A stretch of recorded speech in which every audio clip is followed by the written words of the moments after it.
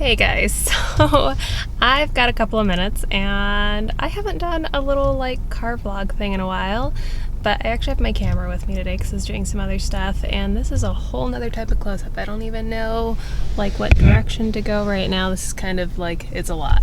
I'm still trying to figure out this new camera thing. So something I thought I would talk to you guys about a little bit is my very first day by myself in the ICU. And actually, it was my very first day off of orientation overall as a new grad.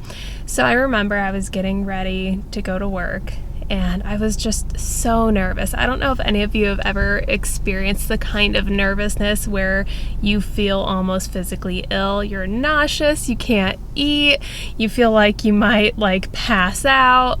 I was so nervous. That morning I went to the lead's office and was like, hey, it's my first day by myself, blah, blah, blah. And he tells me, oh, well, you're gonna be in neuro ICU. And my stomach dropped for some reason because neuro ICU can be complicated. You get a lot of really, depending on patients, sometimes it is used as a general ICU overflow. But if you're in neuro, and if any of you have, done rotations on that floor or work that floor, you know that sometimes the breathing patterns can be really difficult to predict, getting the right settings, making sure the patient is comfortable. All of these things can be complicated. So I just remember thinking, oh my God, it's my first day. Great. Sorry. Great. I've got this, kind of, I think, maybe. I don't know. I'm so nervous. And it really wasn't as bad as I thought it was going to be. Thankfully, I had really great coworkers. This is when I was still on days at this point, and they kept coming to check on me, and I was kind of mildly freaking out at the beginning of the shift internally. I wasn't telling anyone I was freaking out, obviously, but I feel like that's a fairly normal reaction to have as your first day on the floor by yourself as a new grad.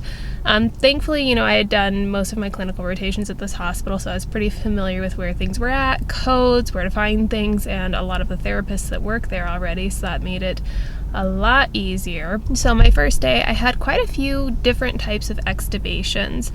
I had just a planned regular extubation, releasing a patient from mechanical ventilation. And then I also had my very first compassionate release alone, which some of you may have heard it called terminal weaning or terminal extubation. I've talked about this before in a video I've done previously on death and dying in healthcare, and I'll link to that below as to why I prefer to call it a compassionate release. But I had that first experience on my own. The patient themselves had decided that they no longer wanted to be supported by mechanical ventilation, which more often than not, if a patient does not have a living will in place, it's the family that decides, or maybe it's something that was in a will, something of the sort, but this patient was able to decide for themselves. So that was definitely an interesting experience. I actually had a really great experience with the physician that was working that day throughout the whole process. They were very involved, which you will come to learn that is not always the case, because things like that can make people really uncomfortable. So there have been frequent times where I have had an order for a compassionate release and I will not see the physician anymore unless they are the palliative care physician.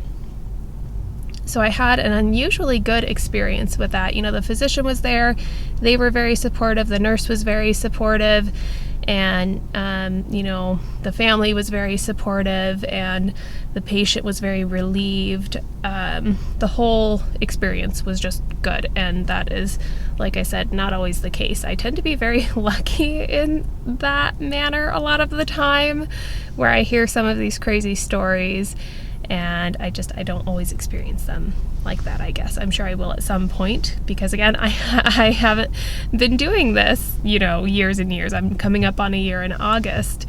So I had a traditional extubation, releasing a patient from mechanical ventilation, and then a compassionate release.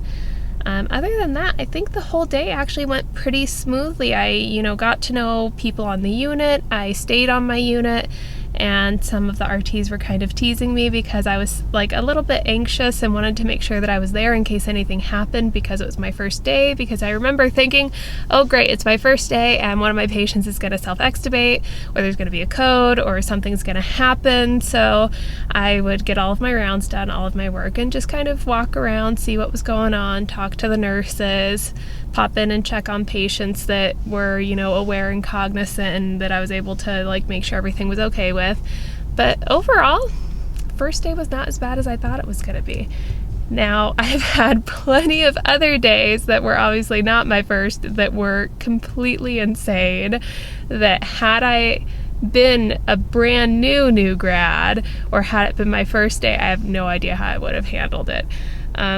So thankfully, overall, really good experience in the ICU. Everyone was communicating well. I got to sit in on physician rounds because, I didn't have anything crazy going on. Got to know the nurses on the floor. It was just overall good. But anyways, let me know how your guys' very first experience was down in the comments below. And if you would like to hear any other stories, maybe something where something more interesting happened, let me know. But basically, I just want to let you guys know, especially if you are about to, finish up your orientation, go on the floor for the first time by yourself, that it's really not going to be as bad as you might feel like it's going to be. You could have an off day because you never know. Things in healthcare are unpredictable. But just remember, you have coworkers for a reason. You can ask fellow RTs, even ask nurses, reach out to your physicians, speech, dietitians, whoever you need to talk to. That's the great thing about healthcare, is that we are a team and we all have different specialties, so never be scared to ask for somebody else's opinion. I was actually reading a post that somebody was talking about being terrified about having to memorize every single medication, and now you know what you can do? You can call pharmacy. If there's a new medication that you didn't learn about in school, or perhaps you've even just forgotten something, good chances are you may ask someone, and if they don't have the answer, you know who has the answer? Pharmacy, the experts on medication. So it's about knowing how to use your resources and not being scared to do so.